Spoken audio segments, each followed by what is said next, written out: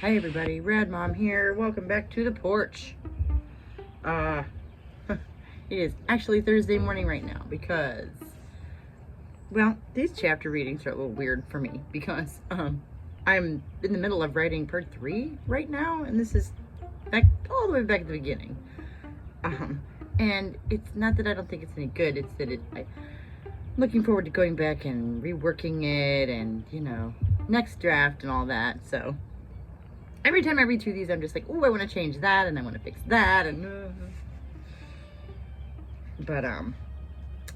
so I put it off yesterday while it was nice, and then it rained all night, and I had nowhere to sit to do it, because I can't sit out here on the porch, because the roof is made of tin, so sounds like a hailstorm. Anyway, thank you so much for joining me. For today's chapter reading, we have chapter 7.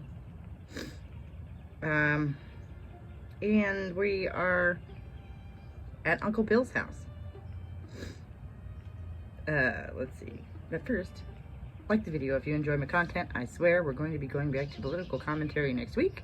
This is our last chapter reading for this week. Next week we're going to be doing one of these and one response video, along with the Saturday morning live stream. So please tune in for that at 11 a.m. Eastern Standard Time for the live stream on Saturday, because those are always a lot of fun.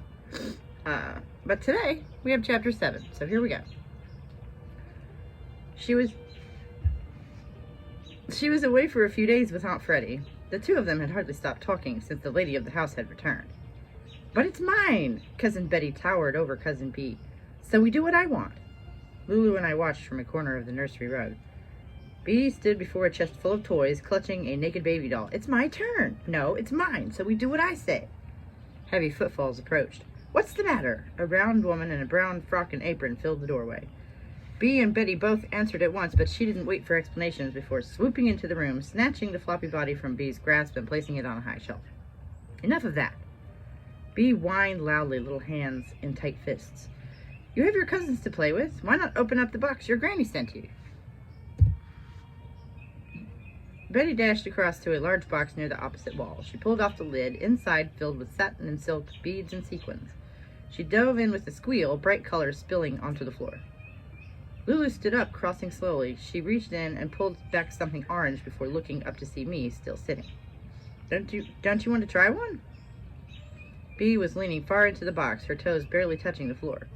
Betty looked up, following Lulu's questioning gaze. Come on, said Betty, taking a step toward me. You have to play with us, cousin. I shrugged, my plain dress pulled around my legs. Aren't we a bit old for dress-up? But she was crossing the rug. You can change back into that ugly thing later. My wrists found each other in my lap, fingers wrapping my forearms, the hardcover of my brown book pressing against my thigh. Get up! She was standing over me now. You have to play with us. I stared up at her brown face surrounded by ragged yellow curls. No. Yes! She grabbed the shoulder of my pinafore. You have to play with us. I resisted. You'll get your ugly frock back. She tugged me towards the box. I pulled against her, my palms now planted on the rug. I don't want to. Well, you have to, so come on. She gave a yank, tugging my bottom up off the floor. There was the sound of popping stitches. The strap came free and slipped between her fingers. I landed back on the rug with a thud. What in heaven's name? The woman in brown had reappeared, catching Betty by the hair. How many times have I told you? Betty was dragged from the room, writhing and snarling. Lulu stood, draped in orange, mouth open. Wisps of thread dangled from the flopping corner of my pinafore. The warm, dusty air stuck in my throat, bringing a bead of sweat to my brow. Coco? Lulu's voice was behind me. I squeezed through a door in the back of the room, following a narrow passage to an even narrower flight of stairs.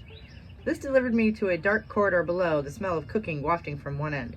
At the other, I saw cracks of daylight. Bursting through, I was momentarily blind.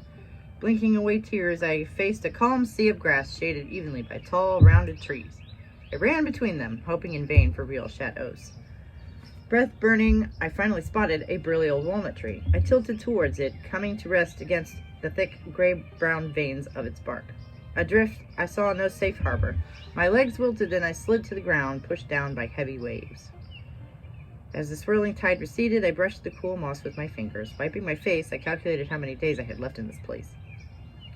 Something in the distance caught the sun glinting beyond a small rise. Standing up, my new boots sunk into the soft turf. There was some kind of building.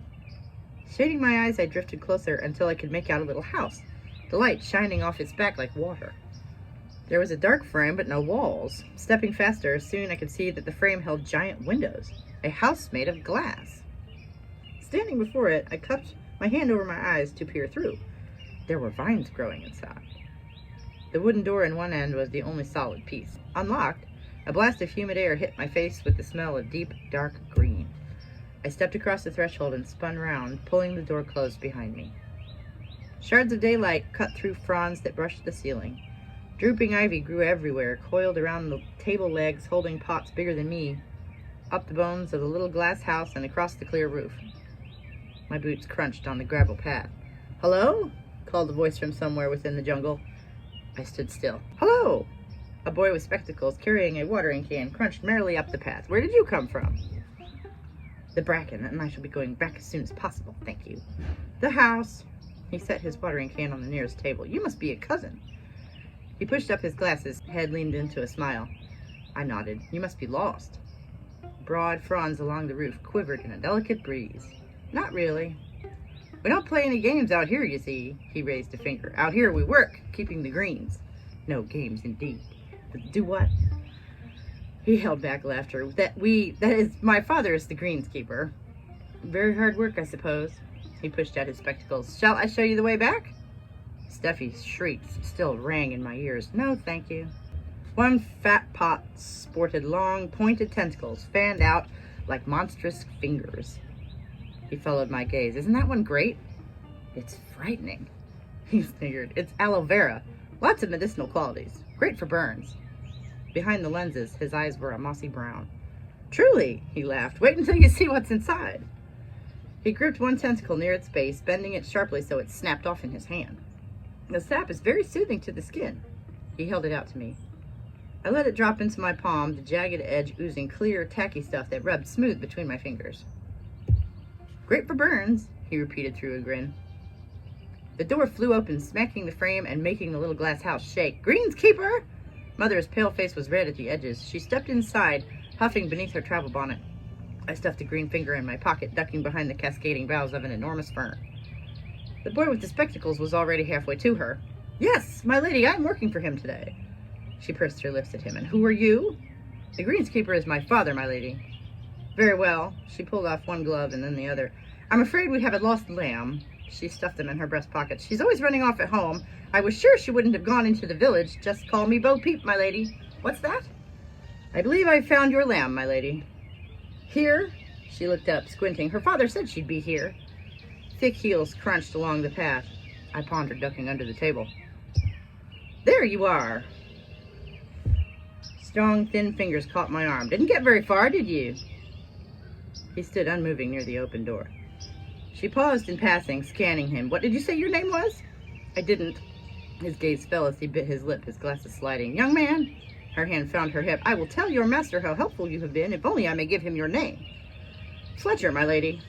He gave a little nod, then pushed at his spectacles. "Benjamin Fletcher, at my lady's service." A sharp sigh. "Thank you." She released my arm to step back through the doorway.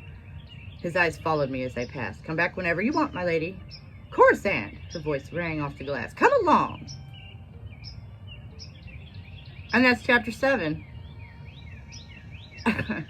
Man, oh man, oh man, did I cut a lot of stuff from this trip. And now it feels so like truncated to me. If anyone is paying any attention, I would love some feedback on the characters, the story, the setting, the language, the anything. Thank you so much for tuning in. I am going to have to stop now because that was the end of chapter 7 and I had to go and put this together and actually get it uploaded so that y'all can watch it at 11 o'clock. Sorry for missing the premiere on Tuesday. If anyone else was there, big love to you.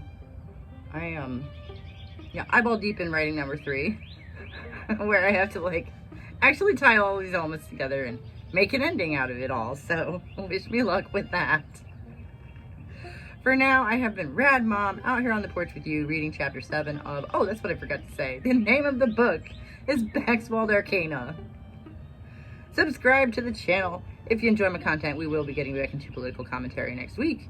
And come to the live stream at 11 a.m. on Saturday Eastern Standard Time. Those are always a lot of fun.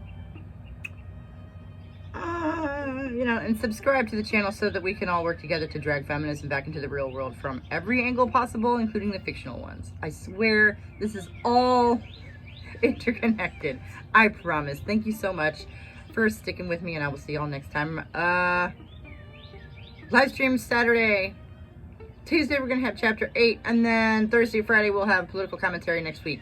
Love you. See you then. Bye. I know what you're saying. Do you though? Where the fuck was that? Anyways, I love you. I love you too. I'm finally getting it done. I got an hour and a half to get it up, so go away.